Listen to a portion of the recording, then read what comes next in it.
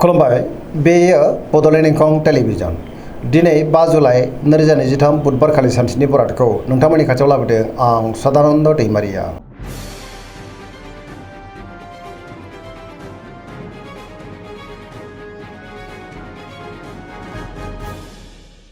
सिगां फरायनो लादों मेष राशि गिबि हांखो अ ल दिनैनि साना जोबोर मोजां बहाबा दावबायनो एबा हान्थिनो खाबु मोननो हागौ आरो मोजाङैनो हान्थिनोबो हागोन। गोसोनि साननायफ्रा दिनै मोगथाङाव जाफुंनोबो हागौ। सिगांनि बबेबा आद्रा खामानिखौबो दिनै गोरलैयैनो मावफुंनो हागोन।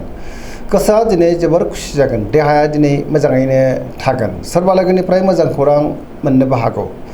रांखावरियाव मोजां होनजायो। गोबां धोन आरजिनोबो हागोन। बेफार फालांगियावबो दिनै जोबोर मोजां मुलाम्फा मोननो हागोन। सोरबा लोगोनिफ्राय दिनै थोजासे हेफाजाबखौ मोननो हागौ। न'खराव बिमा-बिफानि अननायफोरखौ मोननो हागोन। बिदा-फंबायजों दिनै मोजां सोमोन्दो थागोन आरो बिसि-फिसायनि गेजेराव अनलायनायाबो बांनो हागौ।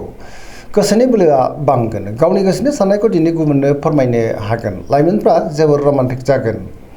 फरायसाफ्रा दिनै फरायनायाव गोसो दुंखांगोन आरो मोजां फिथाइ मोननो हागोन। पजिटिभ एनार्जिनि गोहोम गोग्लैगोन। धोरोमारि बिथिङावबो दिनै गोसो दुंखांनो हागौ। सरासनस्रायै दिनै साना जोबोर मोजां आरो मोजाङैनो बारग'लांगोन।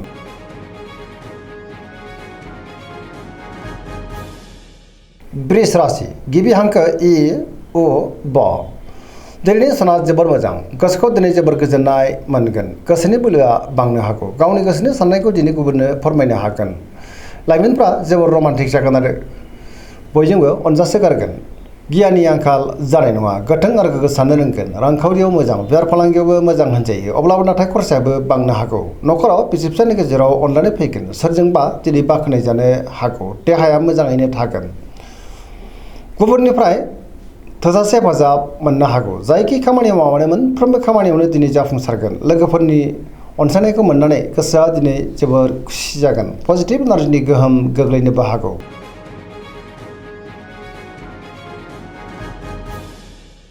मिथुन राशि गिबि हांखो क स दिनैनि साना जोबोर मोजां। पजिटिभ एनार्जिनि गोहोम गोग्लैगोन। मोनफ्रोमबो बिथिङावनो जाफुंसार जानो हागोन। गियाननि आंखाल जानाय नङा। गोथों आरो गोग्गो साननो रोंगोन। सोरजोंबा बाख्नाय जानोबो हागौ। लाइमोनफ्रा दिनै जोबोर रमान्टिक जागोन आरो गावबा गावनि गोसोनि साननायखौ फोरमायलायनोबो हागोन। देहाया मोजाङै थागोन। रांखावरियाव जोबोर मोजां होनजायो। बेफार फालांगियावबो दिनै जोबोर मोजां मुलाम्फा मोननो हागोन। मोननो गोनांखौबो दिनै मोननो हागौ। न'खराव बिसि-फिसायनि गेजेराव अनलायनाय फैगोन। गोसोनि बोलोआ बांनो हागौ। गावनि गोसोनि साननायखौ दिनै गुबुननो फोरमायनो हागोन। सोरबा लोगोजों बाख्नाय जागोन। गुबुनजों दिनै मोजां सोमोन्दो लाखिनोबो रोंगोन। न'खराव बिमा-बिफानि अननाय आरो बोरखौ मोननो हागौ। बिदा-फंबायजों दिनै मोजां सोमोन्दो थागोन आरो पजिटिभ एनार्जिनि गोहोम गोग्लैगोन।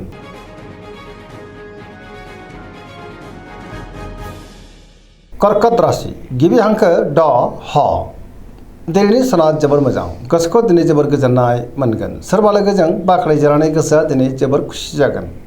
गोसोआव पजिटिभ साननाय फैगोन। गोथों आरो गोग्गो साननो रोंगोन। गियाननि आंखाल जानाय नङा। मोनफ्रोमबो बिथिङावनो दिनै जाफुंसारगोन। रांखावरियाव मोजां। बेफार फालांगियावबो दिनै जोबोर मोजां मुलाम्फा मोनगोन। न'खराव बिसि-फिसायनि गेजेराव अननानै फैगोन। समाजाव दिनै बयजोंबो मान होजागोन। देहाया मोजाङैनो थागोन। गुबुननिफ्राय थोजासे हेफाजाबबो मोननो हागौ। बिदा-फंबायजों मोजां सोमोन्दो थागोन। समाजाव दिनै बयजोंबो मान होजागोन आरो गोसोआ जोबोर खुसि जागोन। फरायसाफ्रा फरायनायाव गोसो दुंखांगोन आरो मोजां फिथाइ मोनगोन। मोनफ्रोमबो बिथिङावनो दिनै जाफुंसारगोन आरो पजिटिभ एनार्जिनि गोहोम गोग्लैनोबो हागौ।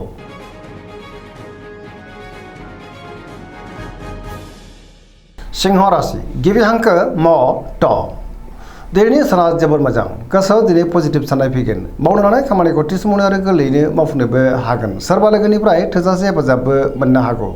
समाजाव लोगो लेवा बांगोन। बहाबा दावबायनो एबा हान्थिनो खाबु मोनगोन। रांखावरियाव दिनै जोबोर मोजां। बेफार फालांगियावबो जोबोर मोजां मुलाम्फा मोननो हागोन। अब्लाबो नाथाय खरसायाबो बांनो हागौ। गोसोनि साननायखौ गुबुननो फोरमायनो हागोन। पजिटिभ साननो रोंगोन। न'खराव बिसि-फिसायनि गेजेराव अनलायनाय फैगोन। बहाबा थाङोब्ला दिनै जोबोर मोजां आरो मोजाङैनो हान्थिनो हागोन। देहाया मोजाङै थागोन। बयजोंबो अनसायजागोन। गुबुननि थाखाय दिनै गोबां मोजां खामानि मावनानै होनोबो हागोन। गोबां मोजां खाबुबो मोननो हागौ।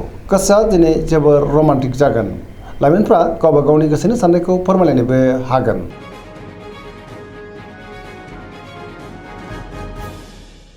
कन्या राशि गिबि हांखो फ ट दिनैनि साना जोबोर मोजां। गोसोखौ दिनै जोबोर गोजोननाय मोनगोन, गोथों आरो गोग्गो साननो रोंगोन, गियाननि आंखाल जानाय नङा, रांखावरियाव मोजां, बेफार फालांगियावबो मोजां होनजायो। गोबां मोजां खाबुबो दिनै मोननो हागौ। देहाया मोजाङैनो थागोन, सुथुरखौ गोरलैयैनो फेजेननोबो हागोन। न'खराव बिसि फिसायनि गेजेराव अनलायनाय फैगोन, बिदा फंबायजों दिनै मोजां सोमोन्दो थागोन आरो बिमा बिफानि अननायफोरखौबो मोननो हागौ। बिसि फिसायनि गेजेराव अनलायनाया बांनो हागौ, पजिटिभ एनार्जिनि गोहोम गोग्लैगोन।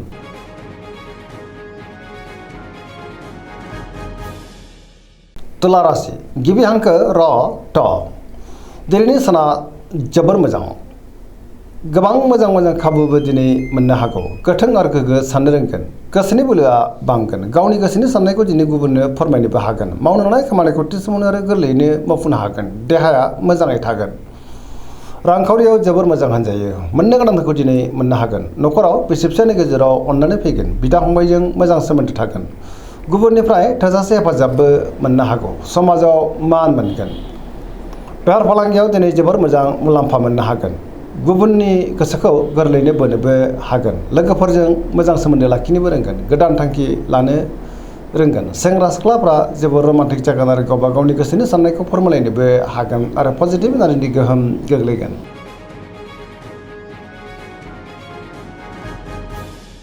वृश्चिक राशि गिबि हांखो न स। दिनैनि साना मोजां आरो गाज्रिनि गेजेरजों बाबेनलांनो हागौ। गोसोआव गोनो गोथो साननाय फैगोन, समाजाव लोगो लेवा बांगोन। सोरबा गोजाम लोगोखौ बहाबा लोगो मोननानै गोसोआ दिनै गोजोननायबो मोनगोन। गोसोआव गोनो गोथो साननाय फैनो हागौ। मावनो लानाय खामानिखौ मावफुंनो हागोन, गुबुननिफ्राय हेफाजाब लानांनोबो हागौ। गोसोनि साननायफ्रा नाथाय देबार नांगोन। समाजाव मान मोननो हागोन, न'खराव अननानै फैगोन। रांखावरियाव दिनै बारा मोजां नङा, आयनिख्रुइ खरसाया बांसिन जानोबो हागौ। बेफार फालांगियावबो दिनै बारा मोजां नङा होनजायो। देहाया मोजाङै थागोन, अब्लाबो नाथाय जानाय लोंनायाव सांग्रां जानांगोन।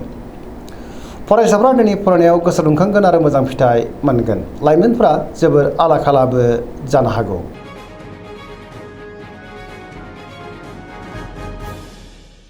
धनु राशि गिबि हांखो ध फ भ।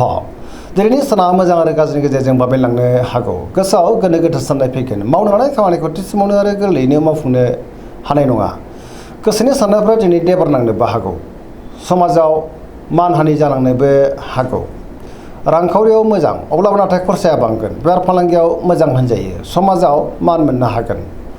बहाबा हान्थिब्ला दिनै लामा सामायाव सांग्रां जानांगोन। देहाया बारा मोजां थानाय नङा, गोबां रोखोमनि देहायारि जेंनाजों मोगा मोगि जानांनोबो हागौ। जानाय लोंनायाव सांग्रां जानांगोन। न'खराव बिदा फंबायनिफ्राय हेफाजाबखौ मोननो हागौ।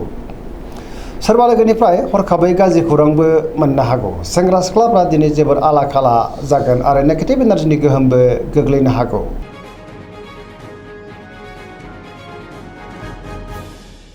मकर राशि गिबि हांखो ख ज। दिनैनि साना जोबोर मोजां, गोसोनि साननायफ्रा मोगथाङाव जाफुंनोबो हागौ। मावनो लानाय खामानिखौ थि समावनो आरो गोरलैयैनो मावफुंनोबो हागोन। रांखावरियाव जोबोर मोजां, अब्लाबो नाथाय खरसायाबो बांनो हागौ। मोननो गोनांखौ दिनै मोननो हागोन। बेफार फालांगियाव जोबोर मोजां मुलाम्फा मोनगोन। गुबुनजों दिनै मोजां सोमोन्दो लाखिनोबो रोंगोन। मोनफ्रोमबो बिथिङावनो जाफुंसारनो हागोन। गोदान खामानियाव दिनै आखाइ होजेननोबो हागोन। न'खराव बिसि फिसायनि गेजेराव अनलायनाय फैगोन, बिदा फंबायजों मोजां सोमोन्दो थागोन आरो बिसोरनिफ्राय थोजासे हेफाजाबबो मोननो हागौ। गावबा गावनि गोसोनि साननायखौ फोरमायलायनोबो हागोन। फरायसाफ्रा दिनै फरायनायाव गोसो दुंखांगोन आरो मोजां फिथाइ मोननो हागोन। पजिटिभ एनार्जिनि गोहोमबो गोग्लैनो हागौ।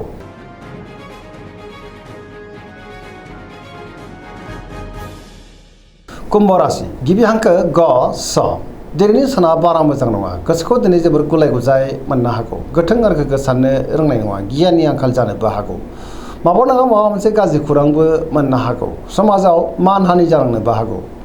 गोबां मोजां खाबुनिफ्राय दिनै जानगाराव थानांनोबो हागौ।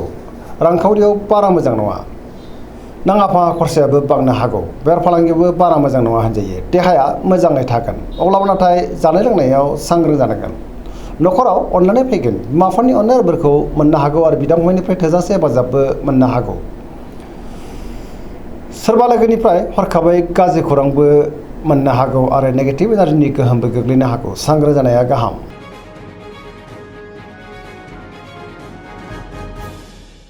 मीन राशि गिबि हांखो ड स दिनैनि साना जोबोर मोजां सोरजोंबा बाख्नाय जानो हागौ गोसोनि साननायफ्रा दिनै मोगथाङाव जाफुंगोन आरो पजिटिभ एनार्जिनि गोहोम गोग्लैगोन गोसोनि बोलोआबो बांनो हागौ गावनि गोसोनि साननायखौ दिनै गुबुननो फोरमायनोबो हागोन देहाया मोजाङै थागोन रांखावरियाव मोजां बेफार फालांगियावबो मोजां होनजायो न'खराव बिसि फिसायनि गेजेराव अनलायनाय फैगोन सोरजोंबा दिनै बाख्नाय जानो हागौ लाइमोनफोरनि गोसोआ दिनै जोबोर रमान्टिक जागोन आरो गावबा गावनि गोसोनि साननायखौ फोरमायलायनोबो हागोन गुबुनजों दिनै मोजां सोमोन्दो लाखिनोबो रोंगोन फरायसाफ्रा दिनै फरायनायाव गोसो दुंखांगोन आरो मोजां फिथाइ मोननोबो हागोन पजिटिभ एनार्जिनि गोहोम गोग्लैगोन धोरोमारि बिथिङावबो गोसो दुंखांनो हागौ सरासनस्रायै दिनै साना जोबोर मोजां आरो मोजाङैनो बारग'लांगोन दिनैनि राशि फरायनाया एसेनोसै जोबनायाव बेखौनो खावलायो जाहाथे नोंथांमोना सानफ्रोमबो जोंनि बे बड'लेण्ड इंखं टेलिभिजनखौ नायबाय थायो आरो साबस्क्राइब खालामो लोगोसे लाइक खालामो आरो शेयार खालामो एसेनोसै गोजोन्थों।